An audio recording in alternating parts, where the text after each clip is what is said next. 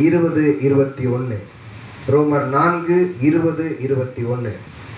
தேவனுடைய வாக்குத்தத்தத்தை குறித்து அவர் அவிசுவாசமாய் சந்தேகப்படாமல் தேவன் வாக்குத்தத்தம் பண்ணினதை நிறைவேற்ற வல்லவராய் இருக்கிறார் என்று முழு நிச்சயமாய் நம்பி தேவனை மகிமைப்படுத்தி விசுவாசத்தில் வல்லவனானே.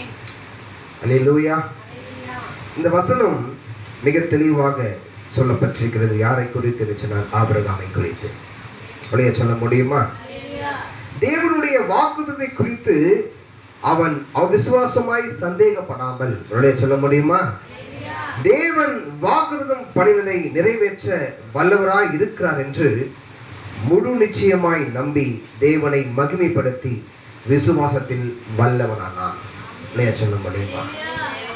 அப்போ இந்த வார்த்தை நம்ம கூர்ந்து கவனிக்கின்ற பொழுது இங்க 2 விதத்தை பார்க்கிறோம். ஒன்று வாக்குத்தத்தம் பண்ணினதை நிறைவேற்ற, இன்னொன்று சொன்னால் முழு நிச்சயமாய் நம்பி, இன்னொரு விஷயம் மகிமைப்படுத்தி, இன்னொரு விஷயம் விசுவாசத்தில்.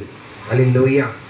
இந்த 4 விஷயத்தை நாம் நோக்கி பார்க்கின்ற பொழுது அவன் என்ன பண்றான்? முதல்ல ஆபிரகாம் என்ன பண்றாருன்னா, வாக்குத்தத்தம் சொன்னவர் அவர் உண்மை உள்ளவர் என்று முதல்ல விசுவாசித்தார். சொல்ல முடியுமா? அவர் பொய் சொல்ல மனிதர் அல்ல, அவர் உண்மையான தேவன், வானத்தையும் பூமியும் சகலத்தையும் படைத்த தேவன் என்பதை முழு நிச்சயமாக அவர் நம்புகிறார். 2வது வசனத்தை பார்க்கும்போது அந்த விஷயத்தை கண்டிப்பா அவரை தவிர வேற யாரால் நிறைவேற்ற முடியாது என்பதை தீர்மானம் பண்ணுகிறார். சொல்ல முடியுமா?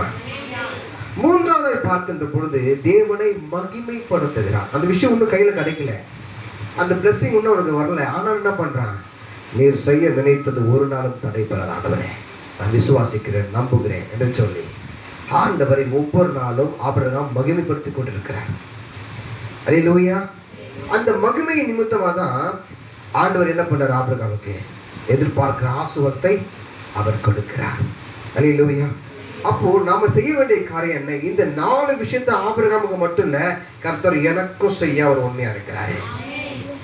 அப்போ நம்ம என்ன பிளான் பண்ணணும்? இந்த வாக்கு தத்தங்களை கர்த்தர் எனக்கும் கொடுத்திருக்கிறார். எப்படி ஆபிரகாமுடைய சன்னதியை கர்த்தர் ஆஸ்வதித்தாரோ அதே போல என்னுடைய சன்னதியும் கர்த்தர் ஆஸ்வதிப்பார். என் சூழ்நிலையை ஆஸ்வதிப்பார். எனக்கு விரோதமாக எழும்புகிற காரியங்களை ஆஸ்வதிப்பார். அல்லேலூயா. எனக்கு விரோதமாக எழும்புகிற எல்லா காரியத்தையும் கர்த்தர் பார்த்து கொள்வான்னு சொல்லி விசுவாசத்தோட நம்பிக்கையோட நம்ம தேவனை நம்பி வாழுகின்ற பொழுது நீங்கள் எதிர்பார்த்து கொண்டிருக்கிற எதிர்பார்க்காத இன்னும் அநேக காரியங்களையும் கர்த்தர் உங்கள் கரங்களிலே கொடுக்க போகிறார். இந்த நம்பிக்கையோடு விசுவாசோடு கடந்து போங்க. கர்த்தர் உங்களையும் உங்கள் குடும்பத்தையும் இன்னும் அதிகமாய் ஆண்டவர் ஆஸ்வதிப்பாராக. ஆமென்.